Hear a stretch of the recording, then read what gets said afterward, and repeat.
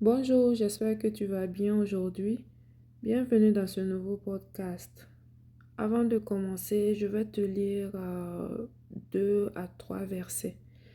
Nous allons commencer par Proverbe 16, 18, dans la version de Louis Ségon. La parole de Dieu dit, Proverbe 16, verset 18.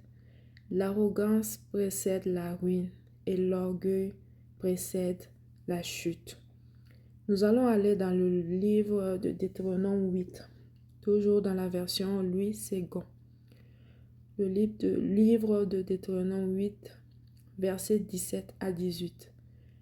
La parole de Dieu dit, garde-toi de dire à ton cœur, ma force et la puissance de ma main m'ont acquis ces richesses.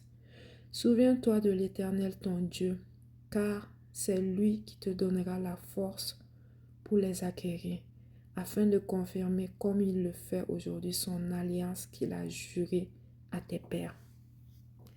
Aujourd'hui, j'aimerais te parler de l'orgueil.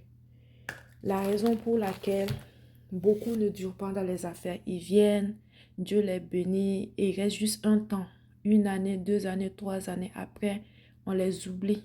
C'est comme s'ils n'avaient pas existé. Ils partent comme ils sont venus. C'est la raison pour laquelle aussi Dieu ne va pas bénir certaines personnes financièrement.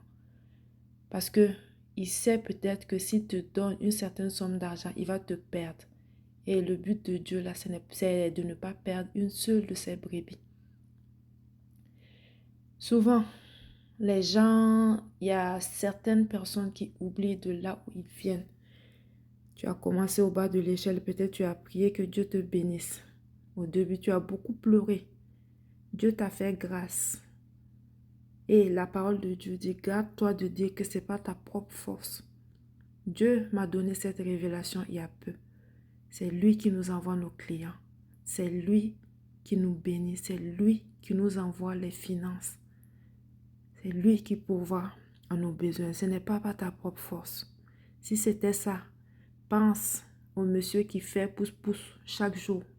Il pousse son chariot du matin au soir pour 1 000 francs par jour peut-être. Ne penses-tu pas qu'il mérite vraiment d'avoir des sommes, d'être rémunéré vraiment à sa juste valeur pour l'effort qu'il fait? Essaie un peu de pousser ce chariot et tu vas voir que vraiment tout est grâce. Donc, pour revenir à ce que je disais, gardons nos cœurs, surtout de l'orgueil. Certaines personnes, 1, 2, 3 seulement, Dieu les bénit. Personne ne peut plus respirer au travail. Quand tes employés entendent le son de ta voiture, tout le monde court pour se cacher. Tout le monde a peur. Tout le monde tremble. On ne peut même pas rire en ta présence. Oui, il faut le sérieux dans un business, mais à un moment donné, prêchez l'amour de Dieu par vos actes, par les paroles, par votre manière d'agir, que votre comportement soit même une manière de glorifier Dieu. Souvent, j'écoute certaines personnes sur les réseaux sociaux et je secoue la tête, je me dis, mais c'est pas possible. Où est Dieu? Au début, tu commençais tes activités, tu commençais ton coaching, tu commençais tes services, la vente de tes produits, il y avait toujours Dieu, Dieu. Mais arrivé à un moment donné, il y en a même qui ne veulent même plus dire le nom de Dieu, c'est l'univers, les arts, pour faire plaisir, parce que si tu parles de Dieu, tu as peur que certains de tes clients ne partent, tu veux faire plaisir à la chair et tout. Que Dieu nous en préserve. Je vais m'arrêter ici pour aujourd'hui, sinon la vidéo sera très longue. Donc, nous allons prier.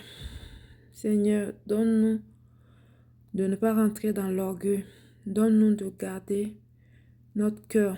Donne-nous de t'être agréable par nos actes, par notre manière de parler, par notre manière de nous tenir sur les réseaux sociaux, par nos manières de vendre nos produits, par nos manières d'être dans le commerce, dans les business.